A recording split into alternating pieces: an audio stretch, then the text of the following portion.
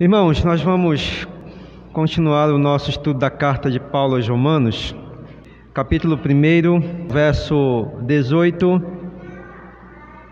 até o verso de número 23. Diz assim: A ira de Deus se revela do céu contra toda a impiedade e injustiça dos seres humanos, que por meio da sua injustiça suprimem a verdade. Pois o que se pode conhecer a respeito de Deus é manifesto entre eles, porque Deus lhes manifestou. Porque os atributos invisíveis de Deus, isto é, o seu eterno poder e a sua divindade, claramente se reconhece desde a criação do mundo, sendo percebidos por meio das coisas que Deus fez.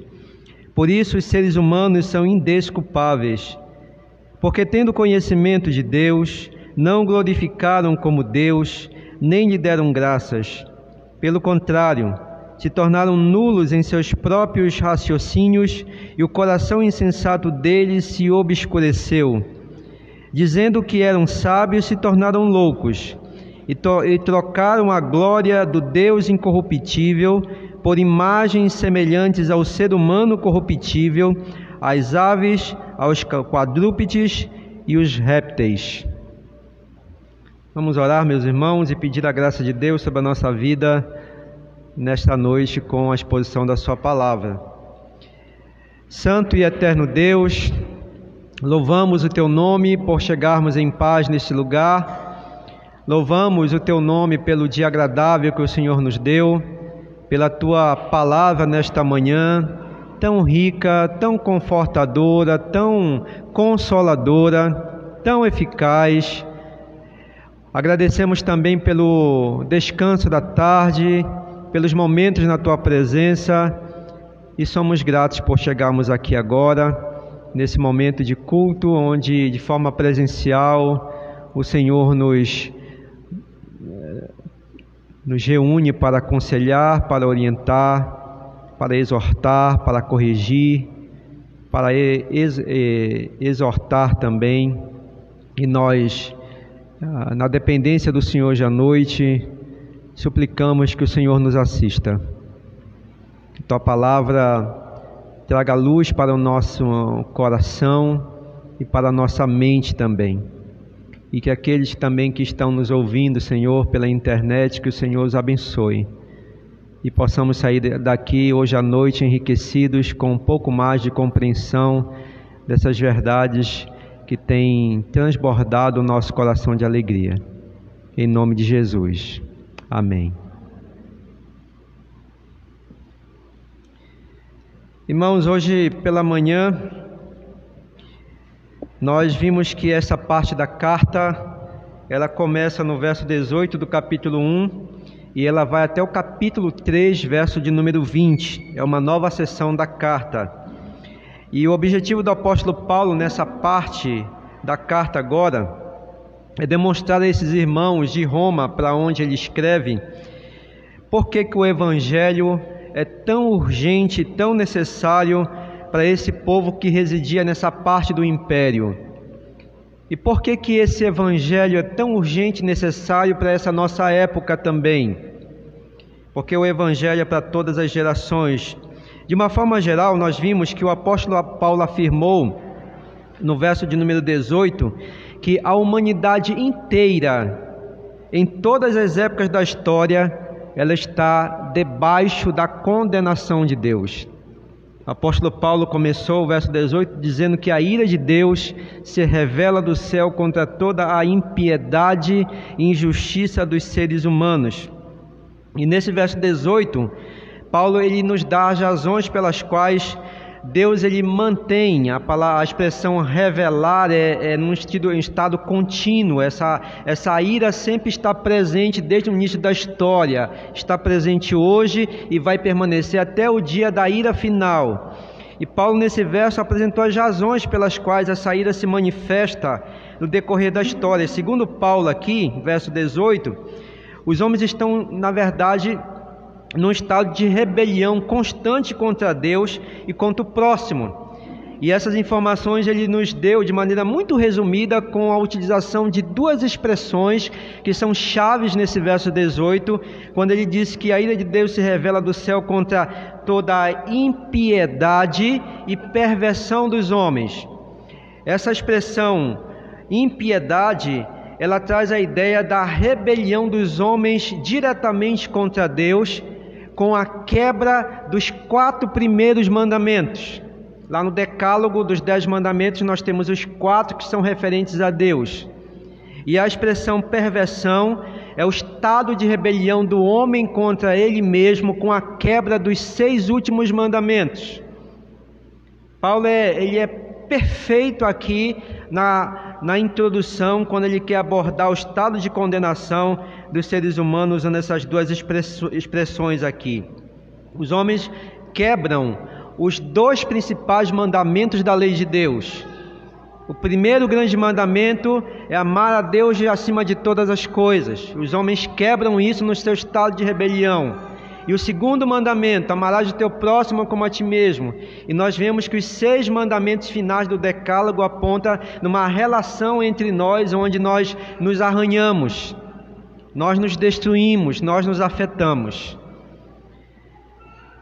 De uma forma traduzida, quando Paulo chega no final do verso 18, quando ele diz que os homens detêm, ou suprimem, ou impedem, ou repelem a verdade pela injustiça, Paulo está dizendo que nesse estado de rebelião da humanidade contra Deus, os homens decidiram abolir, decidiram anular, decidiram rejeitar, decidiram não acolher a verdade de Deus e a substituíram pela injustiça.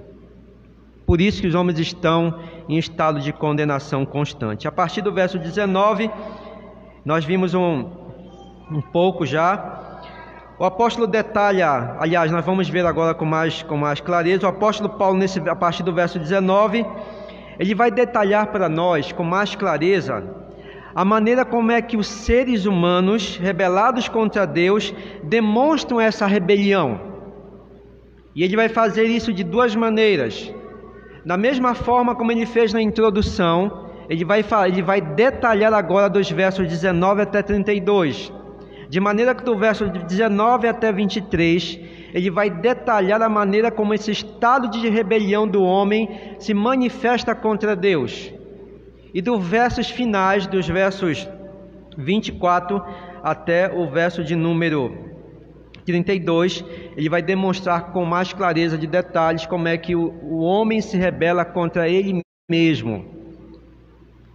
E nesses versos de 19 a 23, Paulo então vai mostrar que a rebelião ela é diretamente contra Deus. E nós lemos aqui. Como é que a gente pode entender esses versos então, 19 a 23? Paulo divide de 2 formas, para a gente poder entender mais. Verso 19 e verso 20, o apóstolo mostra para nós o que é que Deus fez em favor do ser humano. Verso 19 e 20. Para depois, nos versos 21 a 23, ele apresentar para nós a maneira como o ser humano reagiu a esse modo de Deus agir em favor do ser humano. Ok? Versos 19 e 20, o que Deus fez pelo ser humano. Versos 21 a 23, a maneira como esse homem reagiu a esta ação de Deus. Então vamos ver aqui, verso 19 e verso 20. O apóstolo Paulo, ele diz assim: pois o que se pode conhecer a respeito de Deus é manifesto entre eles, porque Deus lhes manifestou. Porque os atributos invisíveis de Deus, isto é, o seu eterno poder e a sua divindade, claramente se reconhecem desde a criação do mundo, sendo percebidos por meio das coisas que Deus fez. É isso que diz esses versos aí. Irmãos, há 2 coisas que Deus fez em prol do ser humano, que no final do verso 20, Paulo vai dizer: por essas 2 razões, os homens são indesculpáveis. Primeira delas, Deus se fez conhecido ao ser humano através das impressões que Ele deixou nas mentes e nos corações dos homens. Vou repetir. Deus se faz conhecido através das impressões que Ele deixou na nossa mente e no nosso coração. Isso já é suficiente para nós conhecermos que existe um Deus que governa e que controla todas as coisas. Observe comigo, nós seres humanos jamais seríamos capazes de saber que existe um Deus se esse próprio Deus não se manifestasse e resolvesse se fazer conhecido a todos nós. Nós certamente não saberíamos que existe Deus, nós andaríamos em trevas. Mas Deus, na sua infinita graça e misericórdia, resolveu se revelar a nós. E isso começa a partir da nossa mente e do nosso coração. E é isso que o apóstolo Paulo diz no verso 19. Ou seja, o senso que todos nós temos de que existe um Deus nos céus, e às vezes aqueles certos sentimentos que nós temos no nosso coração em formas de anseios, uma carência que nós temos de uma intervenção de um ser superior em momentos difíceis da nossa vida, são sinais de que realmente Deus, Ele se fez conhecido a nós através da nossa mente, quando nós temos esse senso da presença de um ser superior que é Deus, e desses sentimentos que se transformam em anseios em momentos difíceis, onde nós queremos que o ser superior se manifeste em nosso favor. E essas coisas, irmãos, tanto o senso da presença de Deus que nós temos, como os sentimentos que às vezes nós se transformam em anseios dessa intervenção divina, elas não são obras do acaso, mas certamente são frutos das manifestações que Deus produz em nossa mente e em nosso coração. E por esta razão é que nós somos pessoas religiosas, né? Apesar de haver um grupo que diz que não é religioso, que são os ateus, mas os ateus são os mais religiosos que nós conhecemos, né? São os mais religiosos, porque eles são tão aguerridos na defesa daquilo que eles pensam, né? Você parece que está tentando convencê-lo, mas ele é aguerrido, ele é um religioso bem aguerrido, porque ele tem um senso que todos nós seres humanos temos. Ou seja, o que Paulo está dizendo, que o que Deus precisava mostrar acerca da sua existência para todo ser humano, em todas as épocas, Ele o fez na proporção certa. Bastou Deus colocar na nossa mente e no nosso coração esse senso e esses sentimentos, que nós já percebemos que não há um ser humano na face da terra que não produza isso naturalmente, não é? Na linguagem do Augusto Nicodemos, comentando essa parte do texto, ele sempre menciona isso, né?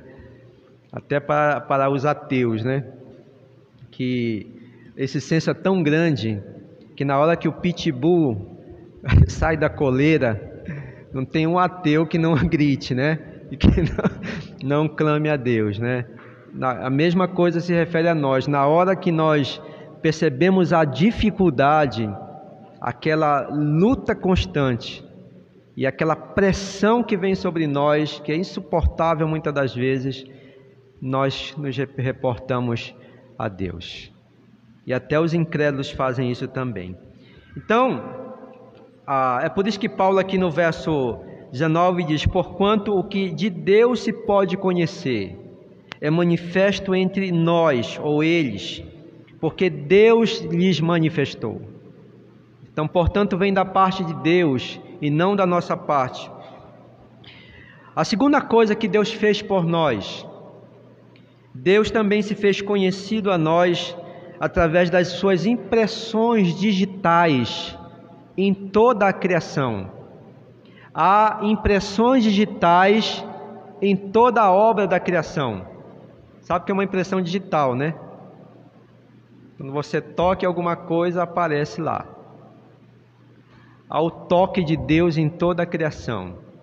Não tem como não perceber. Paulo está dizendo aqui nesse verso 20, observe comigo lá: porque os atributos invisíveis de Deus, isto é, o seu eterno poder e a sua divindade, claramente se reconhece desde a criação do mundo, sendo percebido por meio das coisas que Deus fez.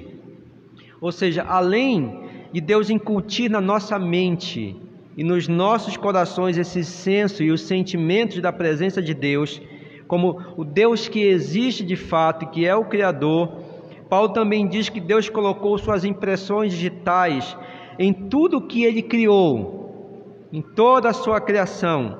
E qual é o objetivo de Deus em fazer isso? Para que por meio delas, dessas impressões, o ser humano pudesse contemplar a Deus. E quais são essas impressões que Deus manifesta na sua criação? Onde é que elas estão? Em todo lugar. Mas Paulo aqui resolve nos trazer numa linguagem resumida, onde é que nós encontramos essas digitais de Deus. A primeira coisa que ele nos diz de uma forma mais geral é que essas digitais estão nos atributos invisíveis de Deus que foram comunicados a nós.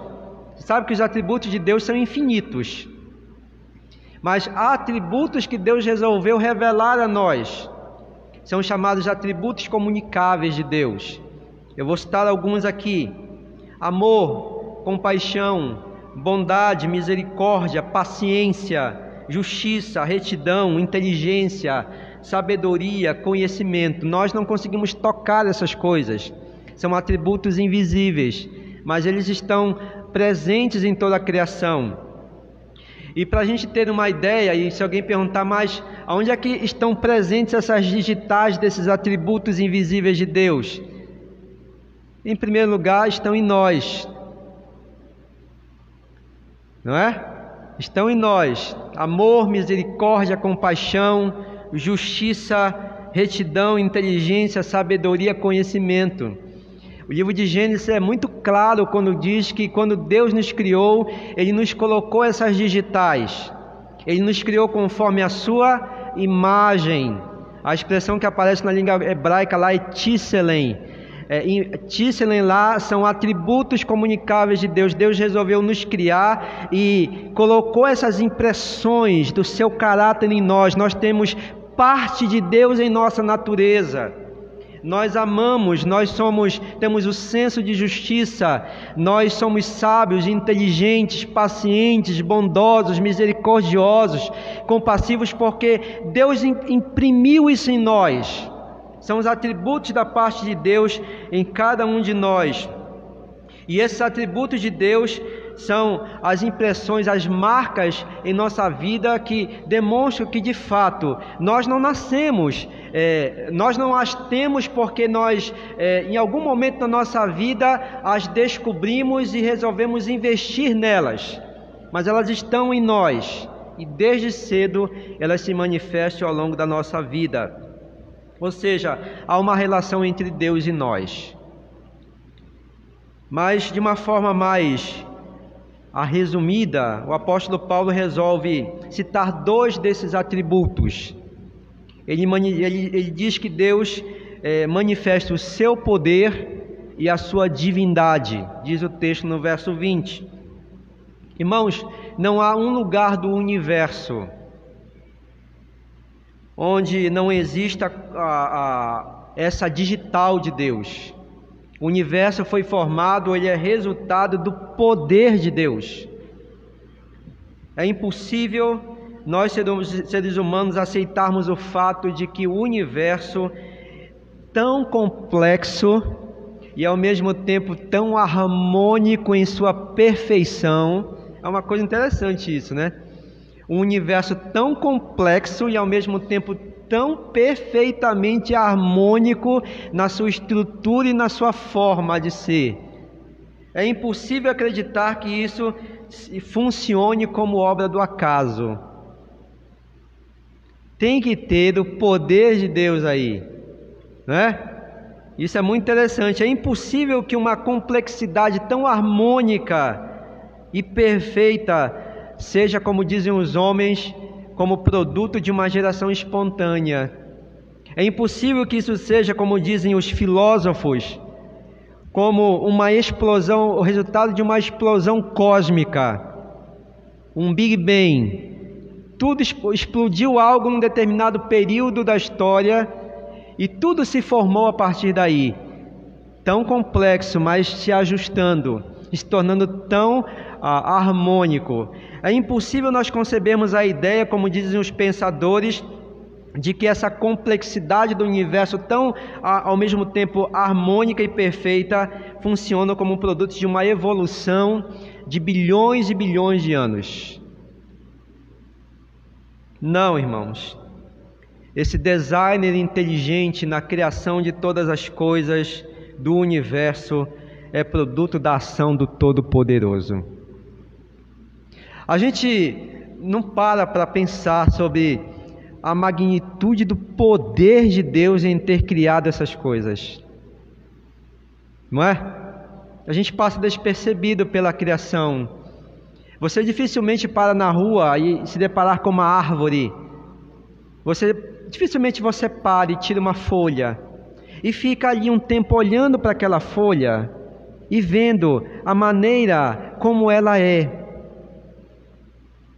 o perfil dela, os recortes, os traços, e depois você pega uma outra folha de uma outra árvore e vê diferenças, e vê que as folhas da mesma árvore são iguais e elas não mudam. Você não consegue parar para observar os detalhes impressionantes iguais das cores existentes na asa das borboletas, tão diferentes uma das outras, mas são tão iguais as duas asas. Os recortes, o design disto. A gente não para pensar na estrutura que Deus criou dentro de nós, tantos fios, tantas veias, e tudo funcionando harmoniosamente perfeito. Isso não é obra do acaso, irmãos. Isso é obra do poder de Deus. Isso é obra do poder de Deus. E Paulo nos diz isso aqui. E o segundo atributo é a sua divindade. Essa expressão aqui, divindade, traz a ideia de que Deus é superior a nós, mas que Ele interage com a sua criação. E essa interação de Deus, ela ocorre em toda a história. Deus interagiu com a sua criação no passado, interage hoje e vai continuar interagindo amanhã até a volta de Cristo. E em todas as vezes que Deus se manifestou para interagir com as suas criaturas, Ele foi conhecido, Ele foi detectado, Ele foi visto, Ele foi sentido. Não há como não perceber a presença de Deus. Ou seja, esta também é uma impressão digital de Deus na criação. Portanto, irmãos, Paulo está nos dizendo que não tem como nós escaparmos. As impressões digitais de Deus estão em todas as coisas criadas. Se você quiser ver mais sobre isso, dessas impressões, assista o vídeo do Adalto Lourenço, quando ele fala sobre isso. Ele diz que as impressões da Trindade estão em nós. Deus sendo 3 em 1. E esse 3 em 1 está em toda a criação. Nós temos família formada por pai, mãe e filho, 3, que formam uma família. A célula do corpo humano é formada por 3 itens: núcleo, membrana, citoplasma e núcleo, não é? O corpo humano tem essa estrutura: cabeça, tronco e membro, 3 em 1. Então, assista o vídeo do Adalto Lourenço e ele é espetacular nessa questão aí. Paulo conclui então, irmãos, que diante desses fatos, Paulo conclui que por esta razão os homens são indesculpáveis, porque há na mente e no coração dos homens as impressões de Deus, o senso da presença de Deus e o senso da manifestação de Deus nos seus corações. Mas há também na obra da criação as digitais de Deus. Isso significa dizer uma coisa, irmãos: ninguém vai poder alegar no dia da prestação de contas, no dia do juízo, que não sabia da existência de Deus. Ninguém vai poder alegar no dia do julgamento final, dizendo que ele não conseguiu em nenhum momento ver essas impressões de Deus nas coisas que foram criadas. Exemplo: o cego aquele que nasceu cego, que morreu cego, fisicamente falando, ele não vai poder usar o argumento dizendo para Deus: mas eu não consegui ver, por isso eu não tinha como olhar para a criação para detectar as tuas impressões, porque na mente e no coração dele essas impressões estavam lá. Assim como o ateu e os demais religiosos das outras religiões não vão poder se esquivar e alegar, o ateu, por exemplo, alegar que ele não cria nas religiões e que a verdade de Deus estava na religião e, portanto, ele não conhecia Deus. Porque, na verdade, as manifestações de Deus começaram na mente e no coração dos seres humanos e ninguém vai se desculpar diante de Deus. Como também essas digitais são encontradas na própria criação. Por causa disso, os homens são indesculpáveis. Pois bem, agora preste atenção aí, que após o apóstolo Paulo ter nos feito perceber aqui nesse verso 19 e 20, que Deus ele se faz conhecido, que Deus fez por nós, se fazendo conhecido a nós. Paulo agora no verso 21 até o verso 23, ele vai mostrar a maneira como o ser humano reagiu a essas manifestações de Deus. Nós já vimos na parte introdutória, que é o verso 18 dessa parte que vai do verso 18 até o capítulo 3, verso 20, nós vimos lá no verso 18, que Paulo mencionou a rebelião dos homens contra Deus, quando eles resolveram abolir, rejeitar e não aceitar a verdade de Deus, trocando-a pela injustiça. Está lá no final do verso 18. Em outras palavras, a rebelião, na verdade, diz Paulo, consistia da parte do homem em banir Deus das suas vidas. É por isso que Deus está irado. Os homens decidiram banir Deus de suas vidas.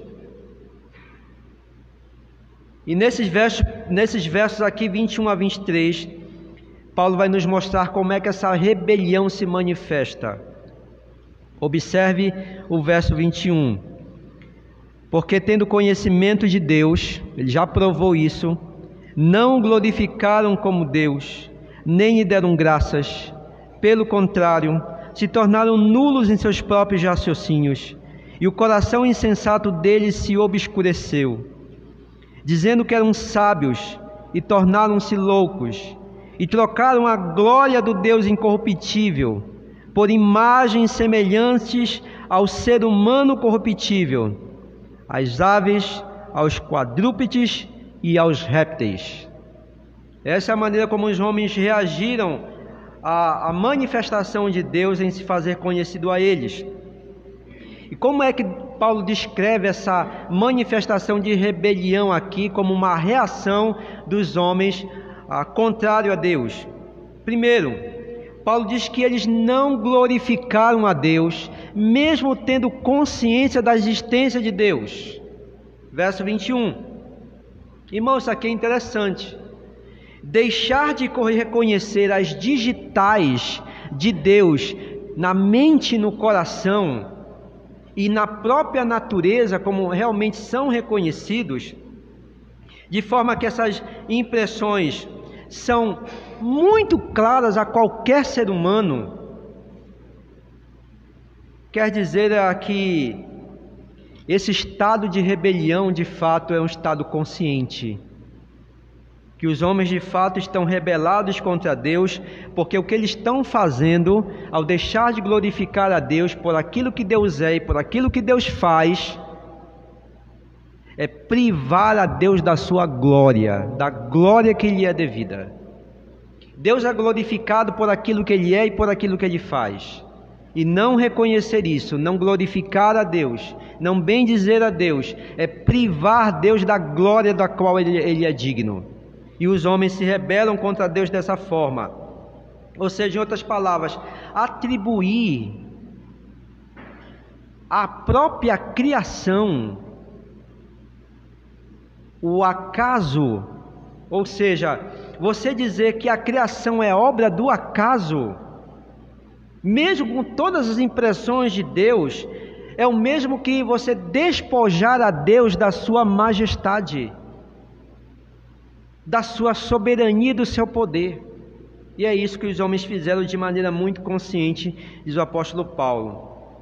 Segunda manifestação desta rebelião, além de não glorificarem a Deus de maneira consciente, os homens não lhes são gratos, diz o apóstolo Paulo nesse verso 21. Irmãos, uma coisa é verdade: tudo que Deus fez, tudo que Deus criou, só tinha um propósito: abençoar a sua criação. E desta criação a sua obra-prima, o ser humano. E é muito interessante como lá no livro de Gênesis nós vemos a expressão de Deus como um Deus tão contente, tão satisfeito e tão feliz por ter terminado a obra da sua criação, sabendo que todas as coisas que ele havia criado tinham um objetivo: abençoar aos seus filhos que ele iria colocar no mundo. E o autor de Gênesis é muito claro quando diz: em cada dia terminado, e viu Deus que era bom, e viu Deus que era bom, e viu Deus que era muito bom. Deus estava feliz com aquilo que havia criado. Deus nos cercou de toda a sua bondade. Deus fez tudo, preparou tudo para que os seus filhos pudessem ter a melhor recepção possível lá no jardim do Éden. E lá nós vemos uma ação amorosa desse Deus provedor que nos cercou de todas as coisas que eram necessárias para que nós vivêssemos bem. Mas qual foi a reação do ser humano? Lá no Éden, o homem se rebelou contra Deus. E a grande pergunta é: como é que essa rebelião se manifesta? Não só lá, mas durante toda a história da criação. Essa rebelião se manifesta através da nossa ingratidão. Por isso que o texto diz: não lhes foram gratos. E por que é ingratidão isto? Porque a maneira como o ser humano ele administra as coisas com as quais Deus lhe cercou demonstra que o homem é ingrato. O homem é ingrato com aquilo que Deus lhe deu, por não reconhecer que vem de Deus. E o homem é ingrato porque administra da maneira que Deus não quer que ele administre as coisas que Deus lhe deu. Está aí o mundo. Talvez hoje você possa com mais clareza lembrar da sua vida, né? Como era, como é que você vivia e como é que você administrava os recursos que você tinha. Tudo que existe no mundo pertence a Deus, tudo é de Deus, tudo é dádiva do Senhor. E como é que você administrava isso? Certamente nós podemos levantar a mão e dizer: nós não reconhecíamos Deus nessas coisas e nós não administrávamos para Deus, nós éramos ingratos por tudo aquilo que Deus havia feito por nós e nós nem sequer ligávamos para isso. E nós usávamos os recursos de Deus da pior forma possível, desagradando a Deus, porque não agir da forma correta com as coisas que Deus nos dá é ser ingrato a Deus também. Porque Deus tem um padrão para nós administrarmos aquilo que Ele coloca em nossas mãos. O apóstolo Paulo então menciona esses dois itens, mas a pergunta que nos vem é: mas por que os homens não glorificaram a Deus e nem lhes deram graças? Paulo já disse para nós aqui, irmãos, que não é por falta de conhecimento de Deus, porque os homens têm na mente e no coração as impressões e na natureza também as impressões digitais de Deus. A resposta que nós damos a essa pergunta é a seguinte: não está na falta de conhecimento de Deus para que os homens deixassem de glorificar a Deus ou agradecer a Deus, e sim nesse estado de rebeldia, aonde os homens procuram em todo tempo e a todo custo viver independentes e livres de Deus. E Paulo vai citar isso, como é que isso funciona aqui. Veja lá o verso de número ainda 21. Pelo contrário, se tornaram nulos em seus próprios raciocínios, e o coração insensato deles se obscureceu. Primeira coisa, Paulo diz que os homens se tornaram nulos em seus próprios raciocínios. Observe isso, com o objetivo de banir Deus de suas vidas, por estarem insatisfeitos com a verdade de Deus. Observe o choque dessas coisas. O homem pecou contra Deus, e agora ele tem que se deparar com a verdade de Deus, que não quer que ele viva no pecado. Mas o homem que está no pecado, ele não quer viver de acordo com a verdade de Deus exposta a ele. E para se livrar dessa verdade, e para se livrar de Deus, o homem vai viver de forma totalmente oposta. E o texto vai ser claro quando diz que eles se tornaram nulos em seus próprios raciocínios, ou seja, para banir Deus de suas vidas e a verdade de Deus também, os seres humanos passaram a criar suas próprias teorias, suas próprias filosofias, suas próprias hipóteses e ideias acerca das coisas criadas e de como elas deveriam funcionar. Isso é verdade ou não é? Para banir Deus de suas vidas e a verdade de Deus, que nos mostram que existe um Deus e como as coisas devem funcionar na nossa vida e ao nosso redor, para se verem livres disso, os homens criaram suas próprias ideias, teorias, filosofias e hipóteses acerca das coisas criadas e de como elas devem funcionar. Resumindo, os seres humanos não glorificaram a Deus e nem lhe agradeceram, porque eles não reconhecem a Deus como Criador e Senhor de todas as coisas. Agora a gente entende, né? Por que é que os seres humanos, eles preferem atribuir as coisas criadas e dizer que elas são produtos de divindades e não atribuir isso a Deus? Porque os homens, para banir Deus, e sabendo que não poderiam ficar sem esse senso de que existe algo superior que está acima deles, e você pode ver isso. O homem pode banir Deus, mas o senso de algo superior que está acima fica, porque é a impressão de Deus em nós. E para substituir Deus, o que é que os homens fizeram? Criaram seus próprios deuses. Agora a gente entende por que os homens são assim. Agora a gente entende por que há tantas religiões no mundo e cada uma com a sua suposta verdade acerca do que é a criação, como as coisas se estabeleceram, como elas devem funcionar. Agora a gente entende por que os homens creem em extraterrestres. Né? Porque eles querem que algo superior a eles esteja no comando de tudo, né?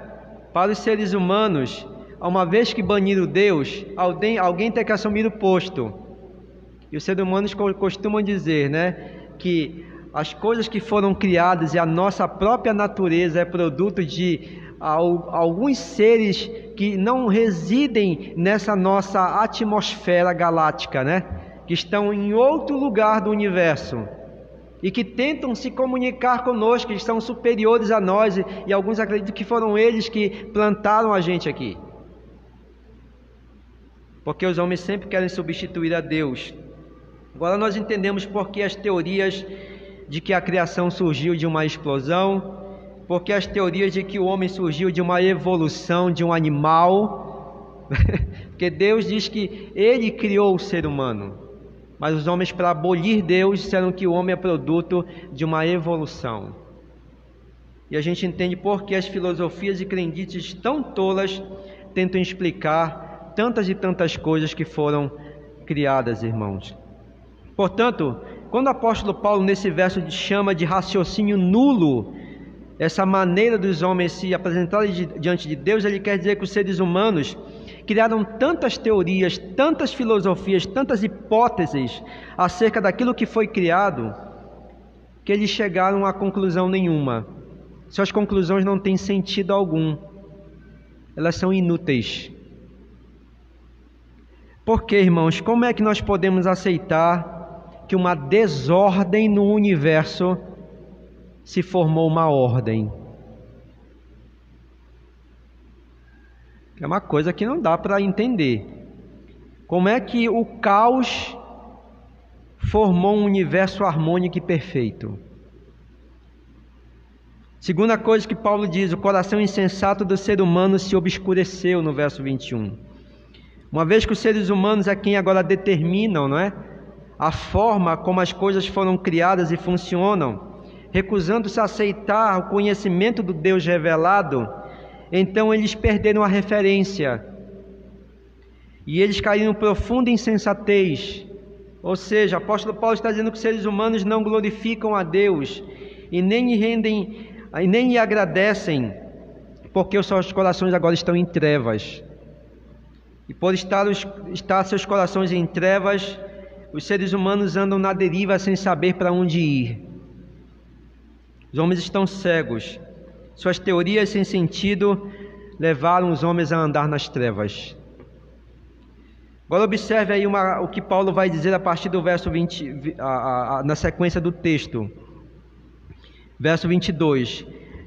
Dizendo que eram sábios e se tornaram loucos. Qual é o resultado desse estado de rebelião? Paulo vai responder. Paulo afirma que o resultado não poderia ser outro senão a loucura. Se você perde a Deus, você perde a referência. Se você perde a Deus, você perde a verdade. Se você perde o conhecimento de Deus, você passa a andar no escuro. Ao invés das suas teorias, hipóteses, pensamentos, filosofias levarem os homens a um bom caminho, que era esse o desejo do ser humano rebelado de Deus, pelo contrário, acabou fazendo com que os homens perdessem a sua sanidade mental. Olha que coisa interessante que o apóstolo Paulo diz aí. E os homens passaram a viver e a fazer coisas que apontam para esse estado de demência. Olha aí. Os homens não queriam banir Deus, não criaram suas teorias, suas filosofias, sua forma de pensar sobre o que é a criação, como ela deve funcionar. Pois é. Chegaram à loucura e começaram a fazer coisas e a pensar coisas que demonstram esse estado de demência mental. E o que mais espanta aqui, irmãos, na visão de Paulo trazida a nós, é que os seres humanos acreditam que eles estão certos quanto às loucuras que eles pensam e realizam. Você já percebeu que o louco, ele nunca reconhece que ele está em loucura? Pergunta para o louco se ele é louco. Ele vai dizer que ele não é. O ser humano é assim. Ele está num estado de loucura, mas ele acha que ele está certo. E ele caminha assim, nesse estado de demência. No verso 23, Paulo vai detalhar para nós que esse estado de loucura da parte dos homens, de forma consciente, ao abolir Deus de suas vidas, trouxe como resultado essas ações loucas. Observe o verso 23 aí comigo.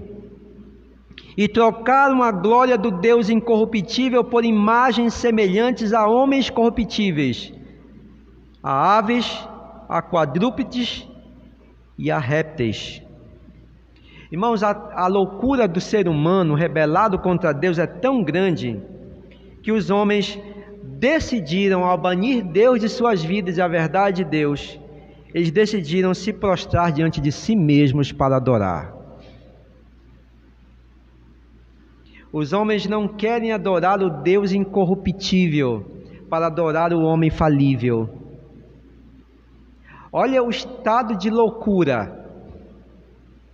É verdade ou não é? Certamente Paulo aqui, à luz do contexto, ele estava se referindo a olhar para Roma, aos homens que eram adorados por aqueles povos. César era tido como um deus e era adorado. A região do Egito ali próxima tinha Faraó, que era tido como um deus e era adorado. E não precisa você ir muito longe. As pessoas veneram e adoram o ser humano, basta ele ter um posto, e elas se prostram. E Paulo certamente tinha isso na sua mente ao olhar para Roma. Irmãos, é isso que acontece quando a humanidade rejeita o único Deus verdadeiro. Se nós rejeitarmos o único Deus verdadeiro, nós vamos ter que substituí-lo por alguma coisa que é falso. Porque na nossa mente, no nosso coração, há uma carência de adorar a Deus. E se Deus for retirado, essa carência permanece. E nós vamos ter que substituí-las. Porque nós fomos criados para adorar e nos submeter àquele que está acima de nós. E Paulo diz que a glória do Deus incorruptível foi trocada, foi mudada pelo ser humano quando a substituíram pela imagem do homem corruptível.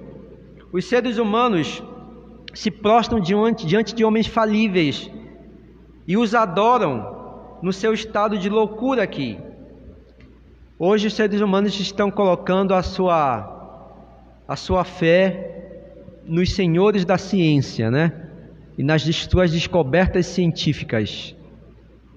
E é assim que o homem faz ao longo da sua história. O que chama a atenção nesta afirmação do apóstolo Paulo aqui é que ele está se referindo aos homens que se diziam ali em Roma os mais sábios, os mais intelectuais, né? Nós já vimos isso na introdução. Lá em Roma estavam aqueles que haviam herdado dos gregos toda a sabedoria, o conhecimento e a intelectualidade, como se não precisassem de nada. Mas quando nós lemos as histórias, até mesmo os gregos e os maiores pensadores se prostravam diante das divindades que eles mesmos haviam criado, divindades relacionadas a homens, para mostrar o quanto o homem chegou a esse estado de loucura. Mas não para aí. No verso 23, Paulo vai mais. Paulo diz que os seres humanos estão tão loucos que eles decidiram não somente se prostrar diante de homens falíveis, mas diante de criaturas irracionais como os animais. Ele cita aqui 3 casos: aves, quadrúpedes e répteis. Possivelmente Paulo estava olhando para Roma, ao pássaro ibis, diante das quais as pessoas se prostravam para adorar. Ou então, quem sabe, olhando para o touro apis, que era adorado e venerado pelas pessoas. Ou quem sabe, para o crocodilo do Nilo, que era tido como um deus. Irmãos, animais de 2, de 4 e que rastejam, são esses os animais que os homens adoram. A grande pergunta é, irmãos, existe algo que demonstre com mais clareza a loucura e a insanidade do ser humano do que isto? Do homem criado à imagem de Deus, com uma capacidade de pensar, com uma inteligência, com um discernimento das coisas. Existe loucura maior do que esse ser criado à imagem de Deus demonstrar esse tipo de atitude ao se prostrar diante de animais irracionais?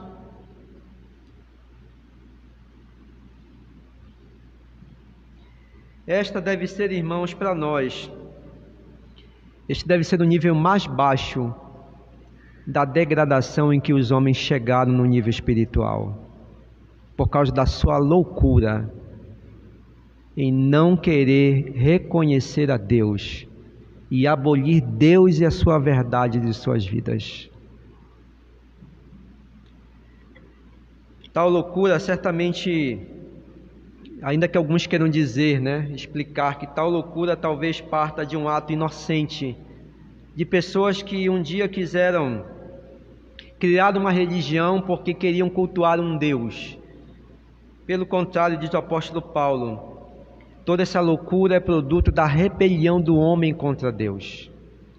Perderam a sua referência, perderam a sua identidade. A consciência humana, diz o apóstolo Paulo, e a natureza, elas por si só nos dizem que Deus não é uma árvore, que Deus não é um animal, que Deus não é uma criatura infinita como nós, seres humanos, nem qualquer objeto formulado pela mente humana. Não.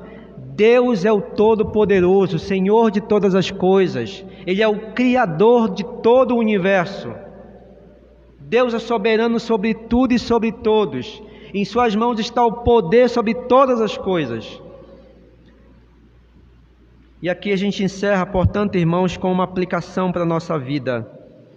Nós começamos essa parte hoje da manhã com a pergunta: por que, e o apóstolo Paulo é isso que ele quer nos mostrar, por que esse evangelho ele é tão urgentemente necessário para o povo de Roma na época, para o resto daquele povo que vivia no Ocidente e para nós hoje?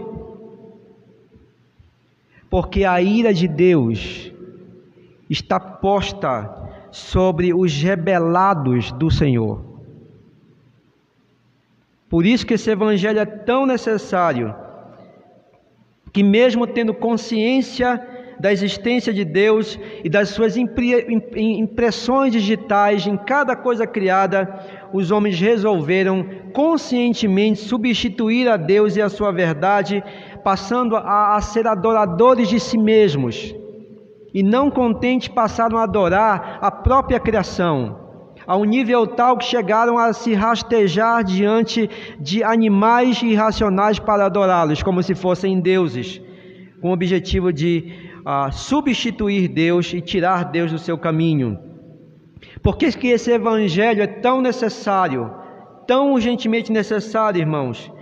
Porque somente no evangelho há uma revelação especial de Deus para nós. Olha que coisa fantástica que o apóstolo Paulo nos diz, em conexão com o que ele havia dito nos versos 16 e 17. Deus manifestou uma revelação natural.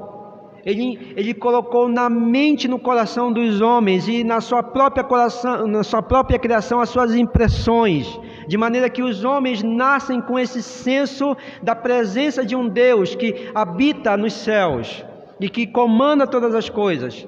Mas pelo fato dos homens terem se rebelado contra Deus e desprezado esse conhecimento de Deus, essas impressões de Deus, Deus, de forma tão amorosa, resolveu trazer uma outra revelação, e essa revelação agora é por escrito, e ela está no Evangelho.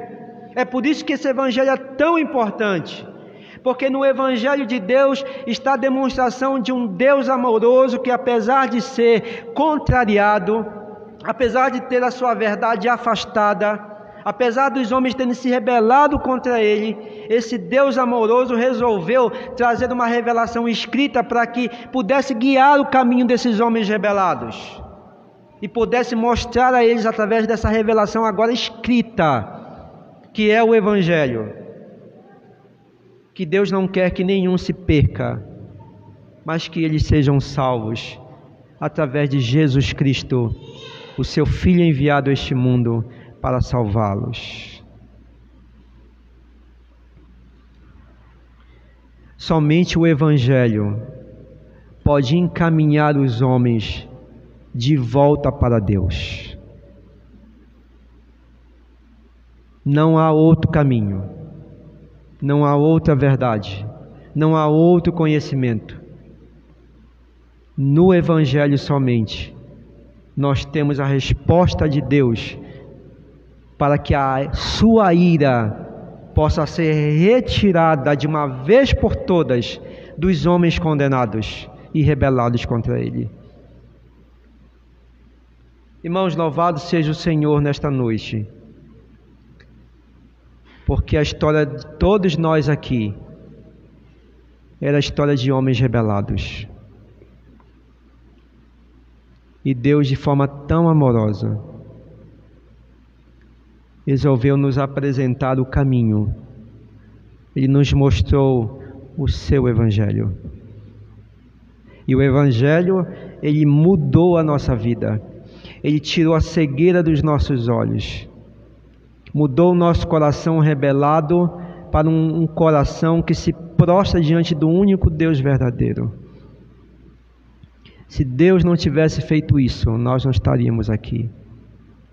nós estaríamos ainda debaixo da justa condenação de Deus.